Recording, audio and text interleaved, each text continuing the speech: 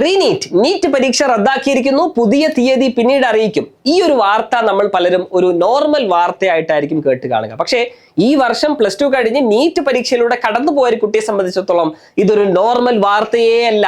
കഴിഞ്ഞ ഒരുപാട് ദിവസങ്ങളായി, മാസങ്ങളായി, വർഷങ്ങളായി ഉറക്കമൊഴിച്ചുകൊണ്ട് 720ൽ 720 മാർക്ക് തന്നെ, ആ ഒരു മാജിക്കൽ സ്കോർ തന്നെ നീറ്റിൽ കിട്ടണം എന്നുള്ള അതീവ ആഗ്രഹത്തോട് കൂടിയിട്ട്, അതീവ സ്വപ്നത്തോട് കൂടിയിട്ട്, ഒരു മെഡിക്കൽ MBBS സീറ്റ് കിട്ടണം എന്നുള്ള ആഗ്രഹത്തോട് കൂടിയിട്ട്, ഒരു ഗവൺമെന്റ് മെഡിക്കൽ കോളേജിൽ പഠിച്ച് നല്ലൊരു വൈറ്റ് കോട്ട് അണിഞ്ഞ ഒരു ഡോക്ടർ ആവണമെന്നുള്ള ആഗ്രഹത്തോട് കൂടിയിട്ട് നീറ്റ് പരീക്ഷാ ഹാളിൽ കോൺഫിഡൻസോട് കൂടിയിട്ട് പരീക്ഷ എഴുതി, പരീക്ഷ കഴിഞ്ഞിറങ്ങി ഓരോ ക്വസ്റ്റ്യൻസിലൂടെയും കടന്നു പോയിട്ട് ഞാൻ പഠിച്ചതിനുള്ള, ഞാൻ എടുത്ത എഫേർട്ടിനുള്ള റിസൾട്ട് എനിക്ക് കിട്ടിയിട്ടുണ്ട് എന്നുള്ള ആത്മവിശ്വാസത്തോട് കൂടിയിട്ട് റിസൾട്ട് പ്രതീക്ഷിക്കുന്ന കുട്ടികൾക്ക് ഇത് ഒരു കാരണവശാലും ഒരു രീതിയിലും ഒരു നോർമൽ ന്യൂസ് അല്ല എന്നുള്ളത് ഒരിക്കൽ കൂടെ ഓർമ്മിപ്പിക്കുന്നു. ഈ വാർത്ത കാണുന്ന ഈ വർഷം +2 എക്സാം കഴിഞ്ഞ് നീറ്റ് പരീക്ഷ എഴുതിയ കുട്ടികൾ മനസ്സിലാക്കേണ്ടത് ഇത് തീർച്ചയായിട്ടും NTA ഭാഗത്ത് നിന്ന് നമ്മൾ ഒരിക്കലും എക്സ്പെക്ട് ചെയ്യാത്തൊരു സംഗതിയായിരുന്നു, അല്ലെ?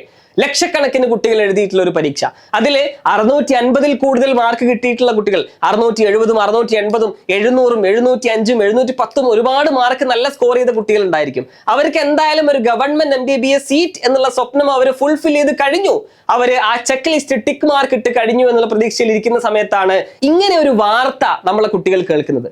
എന്നാൽ ചില കുട്ടികൾക്ക് മാർക്ക് അത്രത്തോളം സ്കോർ ചെയ്യാൻ കഴിഞ്ഞിട്ടുണ്ടാവില്ല. സ്വാഭാവികമായിട്ടും ഇതൊരു റേസ് ആണ്, ഒരു ഓട്ട മത്സരമാണ്. ഓട്ട മത്സരത്തിൽ പല കാരണങ്ങൾ കൊണ്ട് നന്നായിട്ട് ഹാർഡ് വർക്ക് ചെയ്ത്, സ്മാർട്ട് വർക്ക് ചെയ്ത്, എഫേർട്സ് എടുത്ത്, നല്ല സ്ട്രാറ്റജീസ് പ്ലാൻ ചെയ്ത് പഠിച്ച് വന്ന കുട്ടികൾക്ക് പോലും നല്ല രൂപത്തിൽ റേസിൽ പങ്കെടുത്ത് വിൻ ചെയ്യാൻ കഴിഞ്ഞോളന്നില്ല.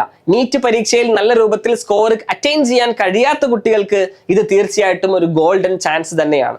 ആദ്യം തന്നെ ഈ വർഷം നീറ്റ് പരീക്ഷയിൽ നല്ല സ്കോർ കിട്ടിയ കുട്ടികൾക്കും, ഒരു മീഡിയം റേഞ്ചിൽ സ്കോർ കിട്ടിയ കുട്ടികൾക്കും, അത്യാവശ്യം സ്കോർ ചെയ്യാൻ കഴിയാത്ത കുട്ടികൾക്കൊക്കെ അടുത്തൊരു പരീക്ഷയ്ക്കുള്ള ഒരു സ്റ്റെപ്പ് ഇനി എന്ത് എന്നുള്ള ഒരു കാര്യം നമുക്ക് പറഞ്ഞു തുടങ്ങാം, അല്ലെ? കഴിഞ്ഞ നീറ്റിൽ നന്നായിട്ട് സ്കോർ ചെയ്ത കുട്ടികൾക്ക് നിരാശ ഉണ്ടാവുക എന്നുള്ളത് സ്വാഭാവികമാണ്, അതിലൊരു തെറ്റുമില്ല. പക്ഷേ ഇനിയുള്ള എക്സാമിൽ സ്വാഭാവികമായിട്ടും ഒരു നീറ്റ് പരീക്ഷ നടക്കുന്നു എന്നുള്ള വാർത്ത നമ്മൾ അറിഞ്ഞു കഴിഞ്ഞു. ഇനി നമ്മുടെ മെന്റൽ സ്റ്റേറ്റിനെ അതിനായിട്ട് പ്രിപ്പയർ ചെയ്യിക്കുക എന്നുള്ളതാണ് നമ്മൾ ചെയ്യേണ്ട ആദ്യത്തെ സ്റ്റെപ്പ് എന്നുള്ളത്. സ്വാഭാവികമായിട്ടും നമുക്കറിയാം, നമ്മൾ ഫിസിക്കലി, നമ്മൾ ഫൈനാൻഷ്യലി, നമ്മൾ മെന്റലി എല്ലാം ഒരുപാട് വർക്ക് ചെയ്തിട്ടുണ്ടാവും. റിപ്പീറ്റ് ചെയ്ത കുട്ടികൾക്കൊക്കെ അറിയാം, കഴിഞ്ഞ ഒരു വർഷത്തെ അവരുടെ ലൈഫ് സ്കെഡ്യൂൾ എന്നുള്ളത് അത് മൊത്തത്തിൽ മാറി മറിഞ്ഞ ഒരു വർഷമായിരിക്കും. വീട്ടുകാരുമായിട്ട് അധികം കണക്ഷൻസ് ഇല്ലാത്ത ഒരുപാട് ദിവസങ്ങൾ, അല്ലെങ്കിൽ ഗോയിങ്ങിൽ തന്നെ +2 കഴിഞ്ഞ് തന്നെ നീറ്റിന് സീരിയസ് ആയിട്ട് ആസ്പയർ ചെയ്യുന്ന കുട്ടികൾക്ക് അറിയാം, ഒരുപാട് മറ്റ് എൻഗേജ്മെന്റ്സ് ഒക്കെ ഒഴിവാക്കി നീറ്റ് എന്നുള്ള സ്വപ്നം മാത്രം ഉറങ്ങുമ്പോഴും കിടക്കുമ്പോഴും കഴിക്കുമ്പോഴും ഭക്ഷണം കഴിക്കുമ്പോഴും ഒക്കെ ആ ഒരു സ്വപ്നത്തിൽ മാത്രമായിരുന്നു നമ്മുടെ കുട്ടികൾ എല്ലാവരും ഉണ്ടായിരുന്നു. പക്ഷേ ആ കുട്ടികളുടെ അംബീഷൻസിലേക്ക് എത്താനുള്ള ഒരു തടസ്സമായിട്ട് ഇങ്ങനെ ഒരു വാർത്ത നമ്മുടെ മുമ്പാകെ എത്തുന്നു. പക്ഷേ നമ്മൾ ഒരിക്കലും തളരരുത് എന്നുള്ളതാണ് എൻ്റെ കുട്ടികളോട് എനിക്ക് പറയാനുള്ളത്. നമ്മൾ ഇനിയുള്ള പരീക്ഷ ഒരുപക്ഷെ 60 ദിവസം കഴിഞ്ഞിട്ട് ഒരു 2 മാസത്തെ ഗ്യാപ്പ് ഉണ്ടാകുമെന്ന് നമുക്ക് എക്സ്പെക്ട് ചെയ്യാം. നമുക്കറിയില്ല, NTA വാർത്തകളും ഒഫീഷ്യൽ നോട്ടിഫിക്കേഷൻസും നമുക്ക് എക്സ്പെക്ട് ചെയ്യാം. മേ ബി NTA ഇതുപോലെ ഒരു നീറ്റ് എക്സാം, ലക്ഷക്കണക്കിന് കുട്ടികൾ എഴുതുന്ന ഒരു നീറ്റ് പരീക്ഷ ഓൾ ഇന്ത്യ ലെവലിൽ റെപ്ലിക്കേറ്റ് ചെയ്യണമെന്നുണ്ടെങ്കിൽ സ്വാഭാവികമായിട്ടും ഒരുപാട് ഓപ്പറേഷണൽ ചലഞ്ചസ് ഉണ്ട്. ഒരുപാട് എക്സാം സെന്റേഴ്സ് അറേഞ്ച് ചെയ്യുന്ന മുതൽ, ക്വസ്റ്റ്യൻ പേപ്പേഴ്സ് അറേഞ്ച് ചെയ്യുന്ന മുതൽ, ഹാൾ ടിക്കറ്റുകളും മറ്റു കാര്യങ്ങളൊക്കെ അറേഞ്ച് ചെയ്തതിൽ ഒരുപാട് ഓപ്പറേഷൻ ചലഞ്ചസ് എന്തായിരിക്കും ഉണ്ടാവും. സോ അതിനൊരു 2 മാസത്തെ ഗ്യാപ്പ് NTA ആവശ്യം ഉണ്ടാകും നമുക്ക് എക്സ്പെക്ട് ചെയ്യാം. സോ ഒരു 60 ദിവസമാണെങ്കിലും 50 ദിവസമാണെങ്കിലും ഇനി അറ്റ്ലീസ്റ്റ് 30 ഡേയ്സ് ആണ് നിങ്ങളുടെ മുന്നിൽ കിട്ടുന്നതെങ്കിൽ കൂടെ ഇനിയുള്ള 30 ഡേയ്സ് നമ്മൾ മാക്സിമം നമ്മുടെ എഫേർട്സ് എടുക്കണം എന്നുള്ളതാണ് ഞാൻ പറഞ്ഞു വരുന്നത്. മാർക്ക് കിട്ടിയ കുട്ടികളും മിഡിൽ റേഞ്ചിലുള്ള കുട്ടികൾക്കും, ഇനി മാർക്ക് അത്യാവശ്യം സ്കോർ ചെയ്യാൻ കഴിയാത്ത എന്നാൽ നന്നായിട്ട് പ്രിപ്പറേഷൻസ് കഴിഞ്ഞിട്ടുള്ള കുട്ടികളും എന്ത് ചെയ്യുക, ഇതൊരു ഗോൾഡൻ ചാൻസ് ആയിട്ട് തന്നെ എടുക്കുക. നന്നായിട്ട് സ്കോർ ചെയ്ത കുട്ടികൾക്ക് അവർ പഠിച്ച, പ്രിപ്പയർ ചെയ്ത, അവർ പ്രാക്ടീസ് ചെയ്ത സെയിം പാറ്റേൺ തന്നെ ഇനിയുള്ള എക്സാമിന് കൂടെ അവർ അത് റെപ്ലിക്കേറ്റ് ചെയ്യുക, അവരത് ഫോളോ ചെയ്യുക. മിഡിൽ റേഞ്ചിലും ബാക്ക്വേർഡ്സിലും നിൽക്കുന്ന കുട്ടികൾ അവർ ഇനിയുള്ള ദിവസങ്ങളിൽ അവർ പഠിച്ച കാര്യങ്ങൾ റിവൈസ് ചെയ്യുന്നു, അവർ റിവിഷൻ നോട്ട്സ് പ്രിപ്പയർ ചെയ്യുന്നു, പഠിച്ച കാര്യങ്ങൾ പൊടി തട്ടിയെടുക്കുന്നു. ഫുൾ ഓൺ കോൺഫിഡൻസിൽ ഇനി വരുന്ന എക്സാമിനുള്ള പ്രിപ്പറേഷൻസ് നമ്മൾ ചെയ്യുകയാണെങ്കിൽ കുട്ടികളെ സ്വാഭാവികമായിട്ടും നമുക്കും നല്ലൊരു സ്കോറിലേക്ക് എത്താൻ കഴിയും. സോ കഴിഞ്ഞതെന്തോ അത് കഴിഞ്ഞതിനെ കുറിച്ച് ഇനി ആലോചിക്കേ വേണ്ട. NTA എന്തായാലും കുട്ടികളോട് ചെയ്ത ഈ ക്രൂരതയ്ക്ക് കുട്ടികൾ ഇനി ഒരു നല്ല മറുപടിയായിട്ട് നല്ലോണം പഠിച്ച് നല്ല മാർക്ക് വാങ്ങി നല്ലൊരു ഗവൺമെന്റ് MBBS സീറ്റ് കരസ്ഥമാക്കണം എന്നുള്ള ഒരു റിവെഞ്ച് കുട്ടികൾ ഏറ്റെടുക്കണം എന്നുള്ളതാണ് മക്കളോട് എനിക്ക് പറയാനുള്ളത്. NTA ഒരു പബ്ലിക് നോട്ടീസ് മെയ് 3-ാം തീയതി NTA fully prepared for smooth and secure conduct of NEET UG 2026 on 3rd May 2026. എല്ലാവിധ സജ്ജീകരണങ്ങളും കഴിഞ്ഞു എന്നൊക്കെ പറഞ്ഞു, എല്ലാവിധ സെക്യൂരിറ്റി ചെക്കിംഗ് ഒക്കെ കഴിഞ്ഞു എന്ന് പറഞ്ഞു. പക്ഷേ എന്നാലും NTA പിഴച്ചത് എവിടെയാണ്?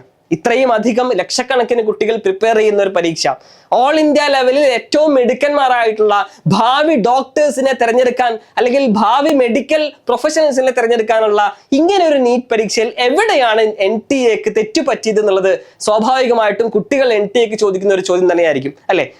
NTA ഒരു ഇന്റഗ്രിറ്റിയെ ചോദ്യം ചെയ്യുന്ന ഒരു സംഭവം തന്നെയാണ് ഇവിടെ നടന്നിട്ടുള്ളത്. മാൽ പ്രാക്ടീസ് എന്നുള്ളത് മക്കളെ, നമ്മൾ ഒരു കാരണവശാലും ക്വസ്റ്റ്യൻ പേപ്പേഴ്സ് ലീക്കേജിനെ കുറിച്ചുള്ള വാർത്തകളൊക്കെ നമ്മൾ കണ്ടു.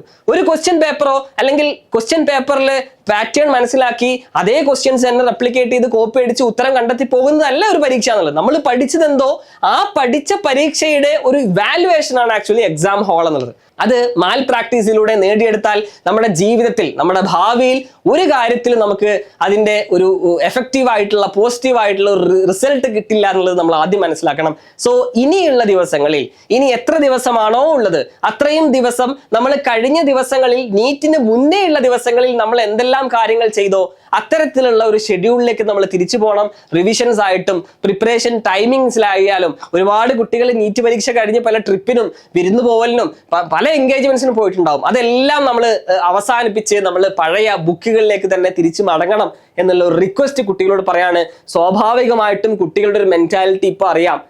ഒരു പരീക്ഷ കഴിഞ്ഞ്, ഈ പരീക്ഷ എന്ന് പറഞ്ഞാൽ അവരുടെ ജീവിതത്തിലെ ഒരു പ്രധാനപ്പെട്ട ഒരു ടേണിംഗ് പോയിന്റ് ആവേണ്ടിയിരുന്ന ഒരു പരീക്ഷയായിരുന്നു.